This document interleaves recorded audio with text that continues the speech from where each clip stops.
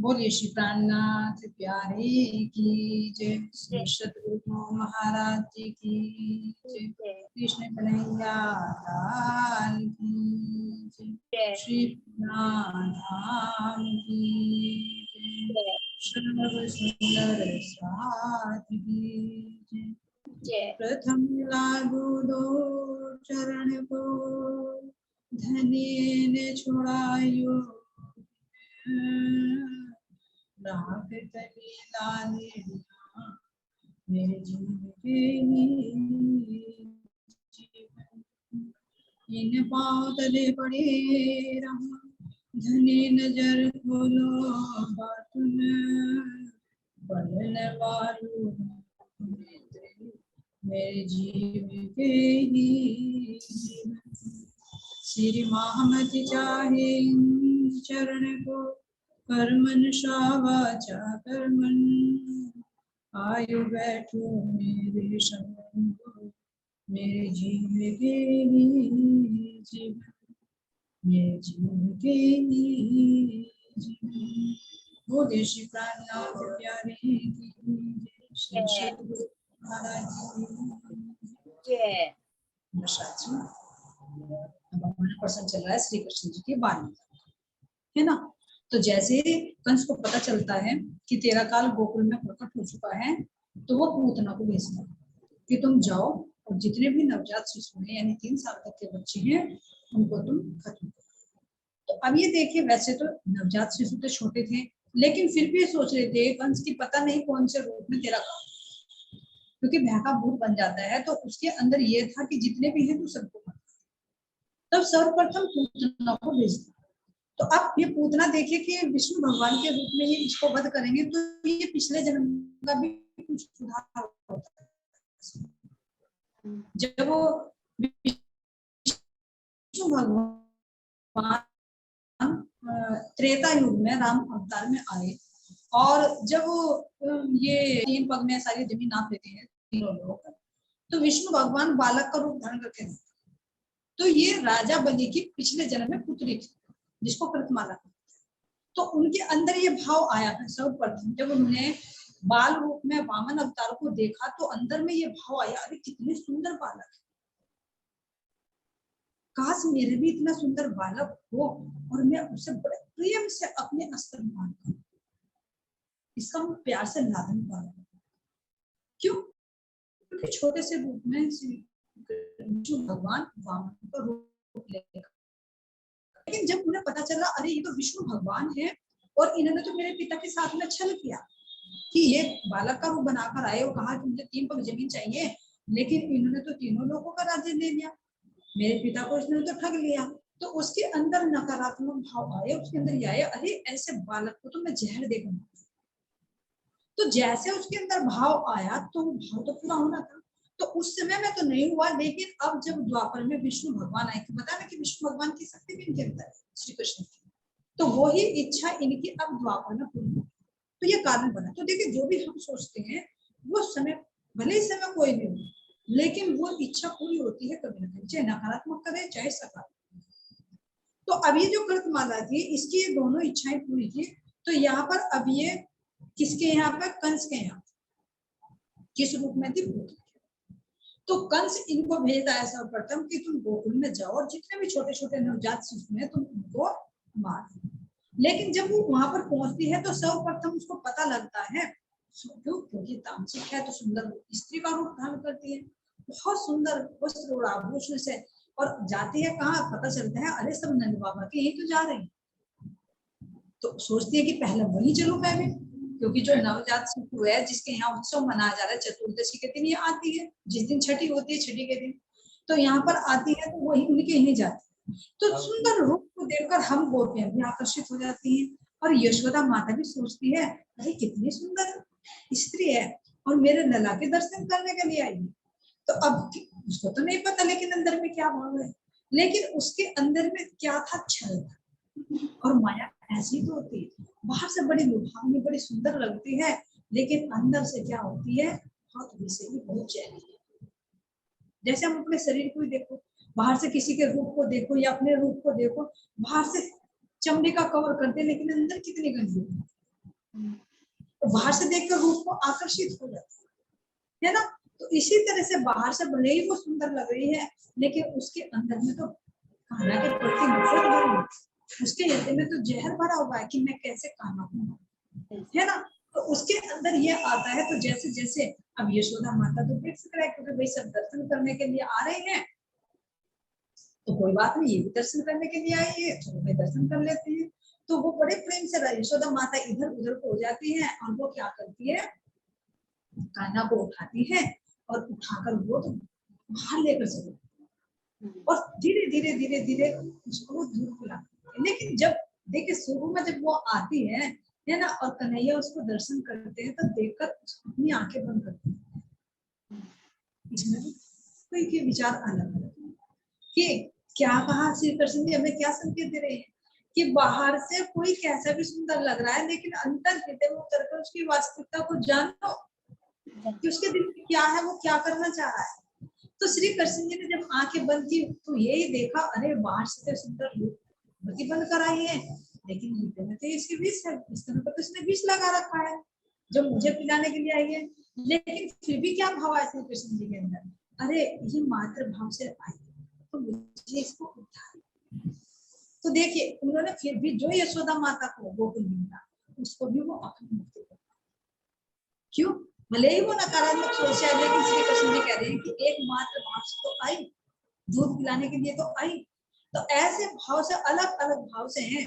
तो सर्वप्रथम उसके रूप को देखकर, उसको देखकर श्री कृष्ण जी अपनी आंखें बंद कर लेते हैं, जिससे हमें अनेक शिक्षाएं मिलती हैं। क्या मिलती है कि माया की तरफ से तो आंखें बंद, नहीं तो ये कैसी है, कहते हैं कि जहर तो क्या करता है, खाकर चढ़ता है, लेकिन ये माया का ऐसा विष होता है, ये देखने मात्र से ही चढ़ जाता है। किसी के सुंदर रूप को देखो तो मोहित हो जाते हैं, अच्छे अच्छे व्यंजन को देखो तो जीभ में लार आ जाती है ना, किसी के धन को देखो तो चोरी का लोभ लालच आ जाता है। तो देखते ही माया कैसे हाथ। तो हमारे श्री कृष्ण जी ये शिक्षा दे रहे हैं कि माया से तो अपने नेत्र बंद कर लो, और बंद करके अपने धाम को ही। तो लेकिन फिर भी किस भाव से ये आई है, इसका तो उद्धार करना है, क्योंकि उद्धार का समय आ रहा है। अब इसके अंदर जो दो भाव थे कि मैं स्तनपान कराऊं, तो स्तनपान भी करा रही है, लेकिन दूसरा भाव था कि मैं ऐसे बालक को तो जहर देकर मार दूं, तो उसने अपने स्तन पर विष भी लगाया। अब ये विष देखिए हृदय में कितना होता है, माया के जितने भी तुम विकारों को देखोगे सबके हृदय में विष ही विष तो है। जो महाराज जी ने दावतुल अर्ज का वर्णन कर रखा है, सब माया का रूप। लेकिन जो आत्मा जागृत होती है उसके हृदय में प्रेम होता है। और अगर माया का जीव प्रेम का नाटक करे तो कितनी देर करे, थोड़ी देर, ज्यादा देर नहीं, अपने वास्तविक स्वरूप में वो आ जाए। जिस तरह से पूतना श्री कृष्ण जी को उठाकर लेकर चले, लेकिन जब वो स्तनपान कराने लगे तो कान्हा जी बड़े प्यार से उसके स्तन को पीना, लेकिन जो स्तन में उसके दूध था, उस दूध के साथ साथ में उसके प्राण भी खींचने। तो जब उसके प्राण खींचने लगे तो वो तो वास्तविक स्वरूप में आनी आनी। कब तक छिपता है, सत्य को कभी सांच को आंच नहीं होती, और झूठ के कभी पाव नहीं होते, वो एक न एक दिन सत्य उजागर हो जाता है। तो इसी तरह से जब कान्हा जी दूध पीने लगे, तो दूध पीते पीते उसके प्राण भी खींचने लगे। तो वो छुड़ाना चाह रही है कन्हैया को, लेकिन श्री कृष्ण जी कह रही हैं, अरे अब तो मैंने तुझे पकड़ लिया, अब तो मैं छोड़ दूंगा। और यही तो खासियत है, कह रहे हैं कि जिसको कभी तो मैं पकड़ता नहीं, और जिसको मैं पकड़ लेता हूँ उसको मैं छोड़, फिर तो मैं उसका उद्धार। तो इसीलिए देखा होगा श्री कृष्ण जी की भक्ति में जल्दी से कोई लगता है, और अगर लगेगा तो वही आकर्षण का केंद्र है, वही कृष्ण के नाम की नीचे की घुंडी है। अगर उसको कोई फंस गया तो श्री कृष्ण जी अगर उसका हाथ पकड़ ले तो फिर उसको कोई छोड़। तो इसीलिए कह रहे हैं कि चर्चा भी वही सुनता है, सत्संग भी वही करते हैं, डाके धरिए पकड़ेगा। जिसके धाम धनी, जिसके हमारे परमात्मा श्री कृष्ण जी हाथ पकड़ते हैं, वही चर्चा सत्संग का लाभ लेता है, और फिर उस जीव को वो छोड़ता नहीं, चाहे अच्छे भाव से आए चाहे दुर्भाव से आए, कैसे भी भाव से आए, वे कह रहे हैं मैं उद्धार करूंगा, चाहे तू दोस्ती के रूप में आ जाए चाहे तू दुश्मन के रूप। कंस है, कंस का भी उद्धार किया, पूतना आई मारने के भाव से आई, लेकिन फिर भी क्या किया, उसको वही सदगति दी जो यशोदा माता। इसीलिए ऋषि मुनि भी कहते हैं कि हे श्री कृष्ण ऐसे कैसे, एक तो मतलब इतने लाड़ प्यार से पाल रही उसको भी वही गति, और एक दुर्व्यवहार से आई है उसको भी वही गति। लेकिन श्री कृष्ण जी कहते हैं कि दोनों में अंतर होता है। कि कैसे अंतर होता है, कि जब यहाँ से शरीर छूटता है ना, तो जो प्रेम से जाता है तो बड़े आराम से चला जाता है, लेकिन जो बुरे भाव से मेरे शरण में आता है उसे बड़े कष्टों से शरीर छोड़ता है। जैसे कंस को देखा कैसे भी आ गया है, कैसे कंस अपने दिन रात तड़प तड़प कर भय में कांप कांप कर अपने शरीर को छोड़ा। इसी तरह से कितने कष्ट से पूतना ने अपने शरीर को छोड़ा, कितनी चीखी कितनी बिलखी। तो इसीलिए कह रहे कि गति तो भले मिली, लेकिन यहाँ से तन छोड़ने पर कितना आराम मिलता है भक्त को, और जो दुष्ट होता है उसको कितना कष्ट होता है। तो इसी तरह कहा गया कि जो श्री कृष्ण जी की भक्ति करता है, जैसे बिल्ली का दृष्टांत दिया जाता है कि बिल्ली जब अपने बच्चों को पकड़ती है तो वो दांतों से पकड़ती है, लेकिन वो चुभने नहीं देती। और अगर वो किसी अपने शिकार को, अपने चूहे को पकड़े तो वो ऐसे जकड़ेगी उसके प्राण निकाल लेगी, उसको दर्द।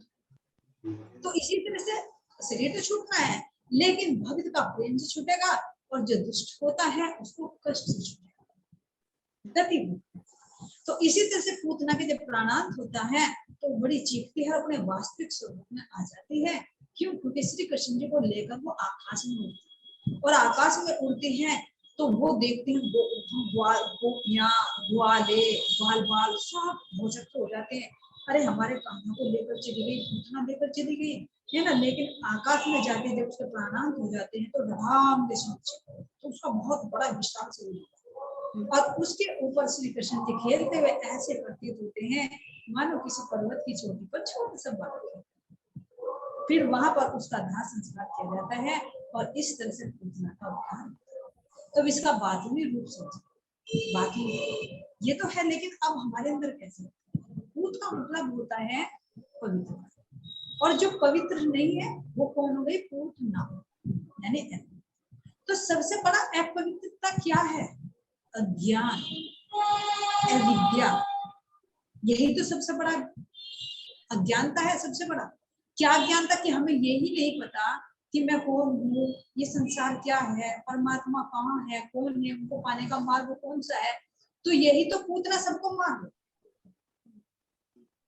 यही मार रही है। किसमें सुंदर रूप धारण कर लेती है, और अज्ञानता में हम अपने इंद्रियों के वशीभूत हो जाते हैं, जिससे हमें पता ही नहीं लगता कि क्या सत्य है और क्या असत्य है। तो इसीलिए जैसे अंदर अज्ञान होती है, अविद्या होती है, तो क्या करते हैं, इन विषय विकारों में ही लग जाते हैं, और जीव किसमें हो जाता है, आवागमन में फंस जाता है। तो ये हमारे अंदर, जो हमारे अंदर की अज्ञानता है, यही पूतना है। तो ये हमें किस तरह से मारती और कैसे कैसे मारती, देखिए 4 अवस्थाएं होती हैं। कह रहे हैं कि जागृति, सौपन और सुषुप्ति। ये देखिए कह रही है कि जो 3 वर्ष के बालक को मारती है तो जागृति, सौपन और सुषुप्ति। लेकिन अगर तुरीयातीत अवस्था में, तुरीय अवस्था में जीव पहुंच जाए तो अज्ञान कहाँ रहेगी, फिर तो उसके अंदर जागृति आ जाएगी। तो उस जागृति में ये किसको नहीं मारता। तो हमें इस पूतना का वध कब होगा, ये देखिए हमारे अंदर भी अविद्या थी, अज्ञानता थी, लेकिन कब, हमारे पूर्ण परमात्मा श्री कृष्ण जी ने ही तो हमारा हाथ पकड़ा, हमारे ऊपर निहित जी, तभी तो हमारे अंदर की अज्ञानता मरी, तभी तो इस पूतना का वध हुआ। और क्या हुआ, हमारे जीव को अखंड मुक्ति। नहीं तो क्या आपसे पहले पता था।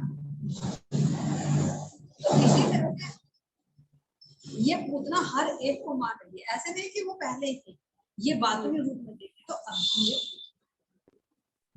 इसको केवल श्री कृष्ण जी ही इसका उद्धार कर सकते हैं, अपनी वास्तविक ज्ञान दे सकते हैं, और जीव का कल्याण हो सकता है। तो इसी तरह से अनेक राक्षस आते हैं और घटनाएं होती हैं।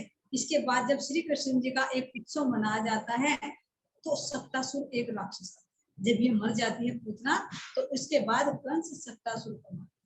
तो अब सत्तासुर क्या है, ये एक असुर है, राक्षस है, लेकिन एक सकट होती है जो बैलगाड़ी जिसमें क्या करते थे, दूध माखन दही सब भरकर कहाँ ले जाते थे, मथुरा में ले जाते, तो वो भरकर तैयार कर रखे।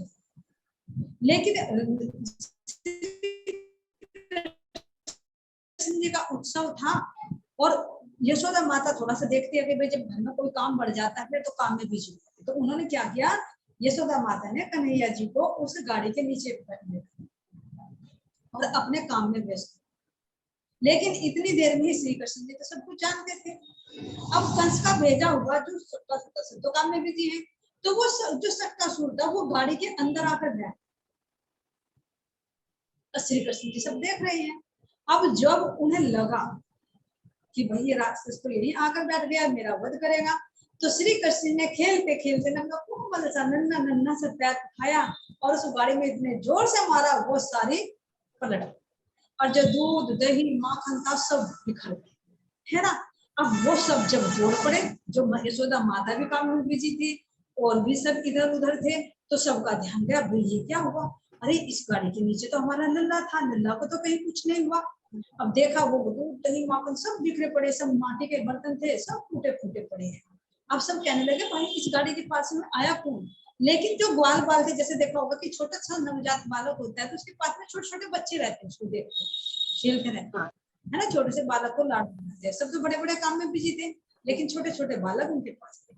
तो वे कहते हैं यशोदा मैया बताओ ना, लल्ला ने ना अपना पैर मारा, पैर से ना गाड़ी पलट गई।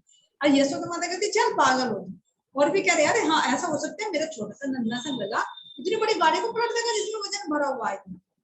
बालक कह रहे नहीं भैया हमने देखा है, लेकिन उनकी बातों पर किसी ने विश्वास नहीं किया। लेकिन वो गाड़ी के पलटते ही तो उन्होंने क्या किया था, एक लात मारते ही उस सप्तासुर का वध कर दिया। लेकिन किसी को पता ही नहीं चला, सब ये सोच रहे कि ये तो गाड़ी वैसे ही पलट गई है ना। लेकिन बालकों ने देखा कि कन्हैया ने लात मारी है तो इसलिए गाड़ी पलट गई। तो जब सब आते हैं तो देखते हैं अरे लल्ला पर चोट नहीं लगी, यशोदा माता बड़े प्यार से उठाती है और उन्हें अपने सीने से। तो अब ये देखिए इसमें श्री कृष्ण ने कौन कौन सी लीला, हर एक लीलाओं के पीछे रहती जो हमें शिक्षा है। पहली बात तो जो कंस आया था, कंस का भेजा हुआ जो असुर उसका संहार, सकट में बैठने के कारण ही उनको सट्टासुर कहा, इसका उदाहरण। अब दूसरा ये शिक्षा दी कि यशोदा माता जो उत्सव कर रही थी वो लल्ला का ही तो, अब वो बार बार वहां पर रो भी रहे थे, लेकिन यशोदा माता का ध्यान ही नहीं है। जैसे पहले एक बार अभी आगे आएगा माखन मांगते हैं ना, लेकिन फिर वो नहीं देती तो सारे मटके फोड़ देते, दूध उबलता रहता है लेकिन यशोदा माता को दूध पिलाने से हटा देती है ना। तो इसी तरह से यहाँ पर श्री कृष्ण जी देख रही हैं कि मेरा ही तो उत्सव कर रही है और मैया किसमें अपने लौकिक कार्यों में बिजी है, सब अपने अपने कार्यों में, मेरी तरफ तो कोई ध्यान ही नहीं दे रहा, मुझे तो गाड़ी के नीचे बिठा दिया और मेरे नाम का उत्सव कर रहे हैं, तो अब मैं इनका काम पलट। तो इसी तरह से क्या संकेत दे रहे हैं श्री कृष्ण जी कि अगर तुम परमात्मा को छोड़कर माया के कार्यों को महत्व देते हो तो तुम्हारी ये संसार रूपी गाड़ी पलट जाएगी। उसमें क्या करेंगे, देखिए आता है जब भैरव सेठ थे, वो लक्ष्मण सेठ थे ठट्टा नगर में, जब श्री जी ने उन्हें कहा था कि चलो भाई तुम्हें जागनी करनी, लेकिन उन्होंने कहा था मेरे तो 99 जहाज चल रहे है ना, इतना बड़ा व्यापार बिजनेस है, मैं छोड़कर कैसे आऊं। तो बालाजी ने क्या किया, एक झटके में सारे जहाज डूब और डूबो के क्या लिया, अपनी शरण। तो इसी तरह से अगर हम परमात्मा को छोड़कर संसार के कार्यों को महत्व देते हैं तो हमारी संसार रूपी गाड़ी पलट जाए। तो वे कहते हैं कि नाम का तो उत्सव मेरा कर रहे हो लेकिन भूलो।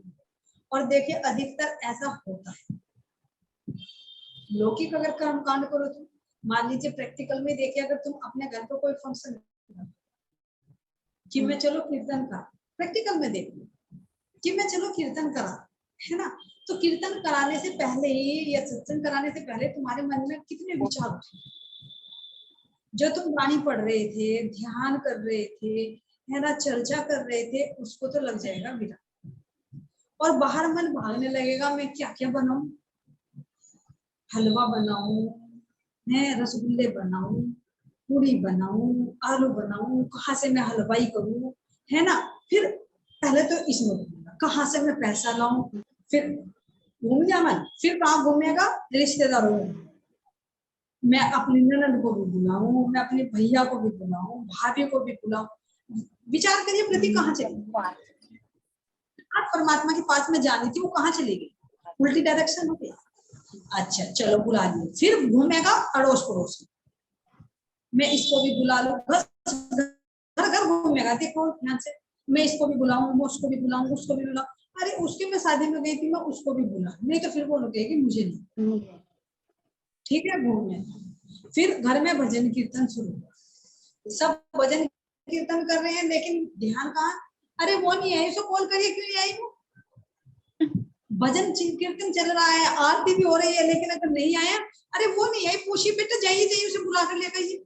तो अब ये विचार कीजिए, उसे बुला कर लेकर आई, फिर उसमें भी गया, कोई मान लो प्रवचन हो रही है, वाणी हो रही है, ध्यान कहाँ रहेगा, अरे भंडारा चालू होना है, तो ये सब्जी पता नहीं उसने लिया नहीं लिया, जल्दी जल्दी आरती करो, भंडारा शुरू करो, देर हो रही भाई, भूख का टाइम हो रहा है, फलाने को ड्यूटी जाना है, को वहां पर जाना है, उसके बेटे को वहां जाना है, कहाँ कहाँ रहते। अब अगर सार रूप में देखे तो आखिर में क्या हाल, फिर 10 दिन 15 दिन पहले तो वो नशा चढ़ा था, फिर 10-15 दिन तक बाद में चढ़ेगा, कब तक चढ़ेगा, ज्यादा सामान ले जाओ। क्यों, अरे उसका प्रसाद नहीं कहा था, अगर किसी को नहीं बुला, कोई नहीं आया, तू मेरा आई नहीं थी भाई, देख अगली बार मैं तेरे नहीं, मैं तो तेरा आई थी, तू मेरी। अगर उसमें कुछ चर्चा की कुछ अलग होगी तो विकार महाभारत बड़ा खड़ा हो जाए, तो वो तो बात। तो सबका सार निकाल कर देखे कि इस कर्म कांड से हमारी वृत्ति कहाँ जाए। कम से कम 1 महीना ले जाएगी। जुड़ना था हमें परमात्मा की तरफ को, लेकिन परमात्मा के कर्म के नाम पर हम जुड़ कहाँ। फिर जिसको तुमने बुलाया उसके जाओगी, क्योंकि वो बुलाना तार के गया, चाहे प्रणामी हो और चाहे कोई प्रणामी हो, चाहे परवाही हो। अगर कोई माता का करा रहा है या हनुमान जी का करा रहा है, तो जब तुमने उसको बुलाया तो तुम्हें उसको जाना पड़ेगा, मजबूर है तुम्हारा। तो महाराज जी कह रहे हैं कि बंधन पर बंधन पड़ते, लेकिन अगर एकांत में बैठकर चाहे कौन समय मिले, लेकिन अपने परमात्मा की बातें करें, उनसे बातें करें, उनका ध्यान करें, उनकी वाणी चर्चा सुने, तो कितना आत्मा को आहार मिलता है, बाहर से कोई विकार भी नहीं। इसीलिए कहा है कि कर्म से ऊपर। तो यही शिक्षा हमें श्री कृष्ण जी इसमें दे रहे हैं कि नाम तो मेरा कर रहे हैं, उत्सव तो मेरे नाम पर मना रहे हैं, लेकिन मुझे तो ऐसे बेगानों की तरह गड्डी के नीचे डाल दिया, तो मैं क्यों ना ऐसा गड्डी को पलटूं। क्यों, क्योंकि सबका ध्यान मुझे अपनी तरफ जो खींचना है। तो इसीलिए तो क्या करते हैं, अगर माया भी अड़े अड़ती है तो हमें कुछ संकेत देते हैं कि तुम्हें ये रास्ता छोड़कर इस रास्ते की तरफ को चलना चाहिए। तो इस तरह से ये जो सत्तासुर होता है, सत्तासुर का वध करते हैं, पूतना का वध करते हैं, और इससे आगे अलग अलग राक्षसों को जब भेजते हैं तो अनेक लीलाएं यहाँ पर, और हम गोपियों के साथ में भी प्रेम में लीलाएं शुरू हो जाती।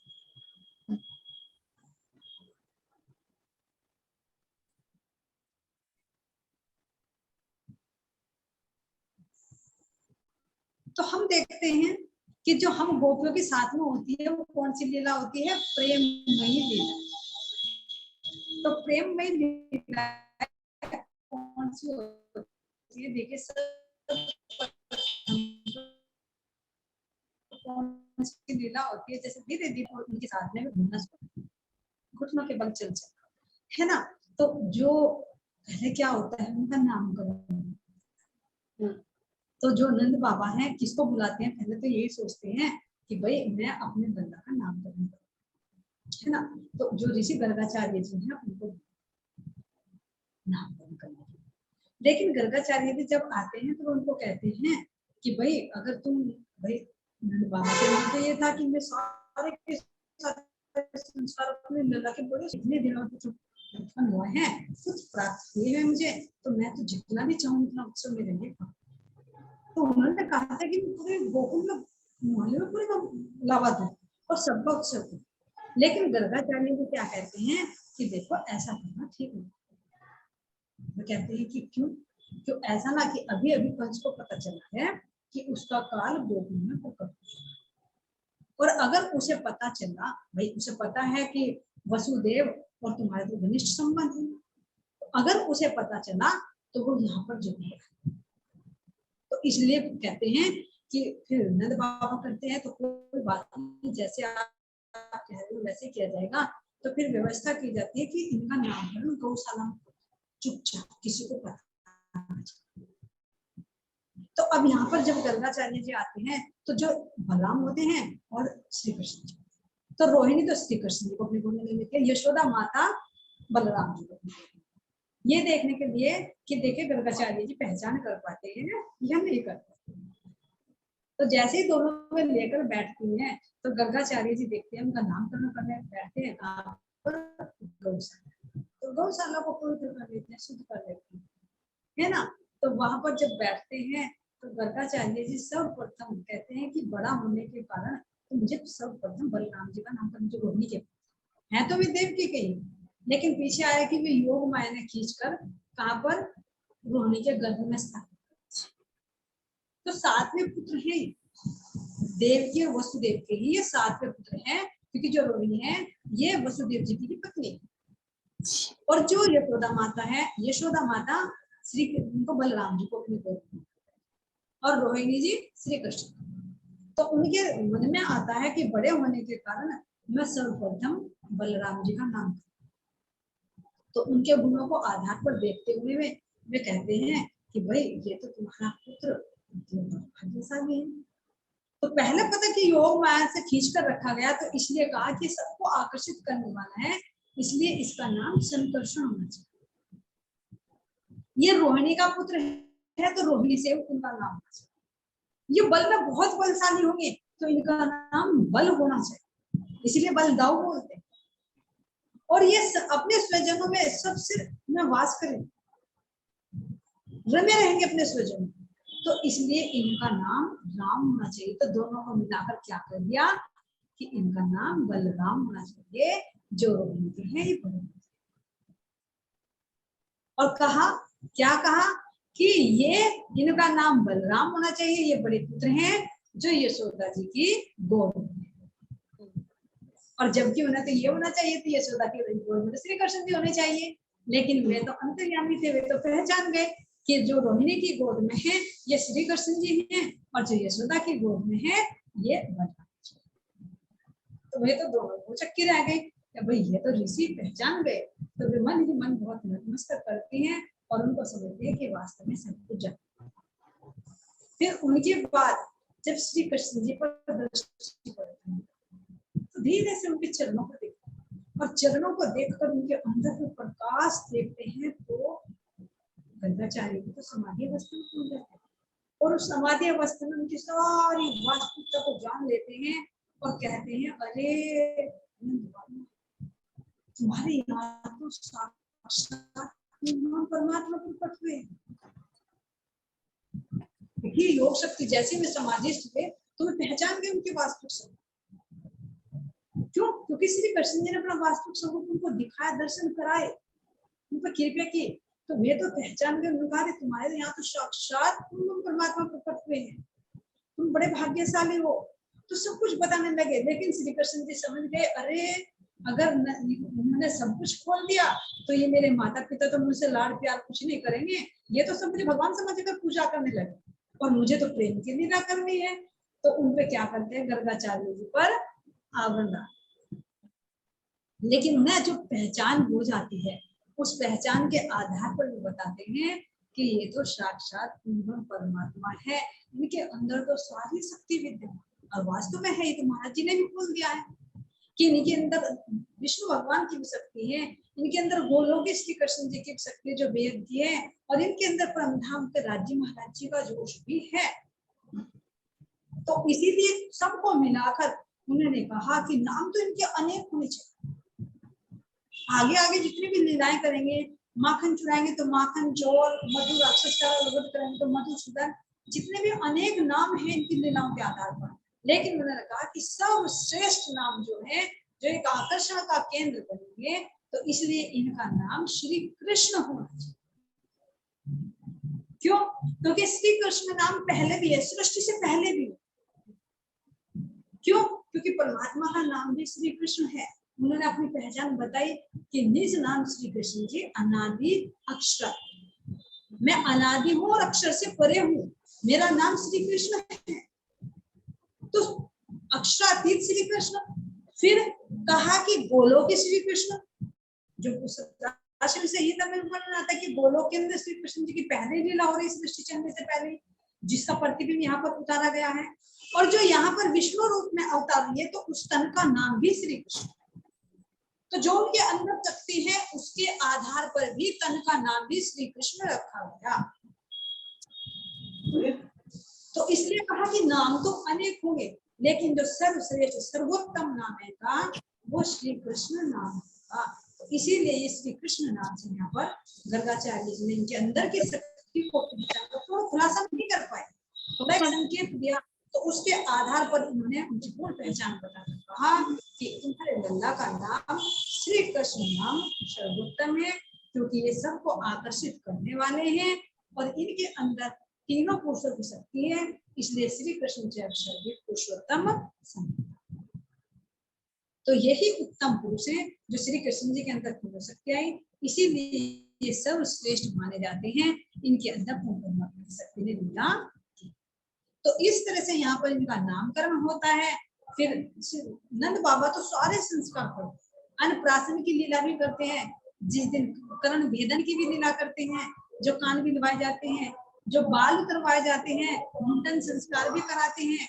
यानी नंद बाबा को यशोदा को तो मानना चाहिए कि क्या करना चाहिए, और वास्तव में होने भी चाहिए। तो सारे संस्कार होते हैं। तो जैसे जैसे उत्सव मनाते हैं, तो हम सब गोपियां नंद बाबा के यहाँ जाते ही रहते हैं, और श्री कृष्ण धीरे धीरे धीरे धीरे बड़े होते हैं और हमारे साथ में भी प्रेम की लीलाएं करनी शुरू करते हैं। तो किस तरह से हमारे साथ में माखन चोरी की लीला, किस तरह से वन विहार की लीला, किस तरह से दान लीला, किस तरह से दास लीला हमारे साथ में करेंगे, तो उसका वर्णन आगे बोले कृष्ण कन्हैया लाल की जय, सतगुरु की जय, श्री कान्त प्यारे की जय, श्री धाम की जय, जय। श्री सुंदर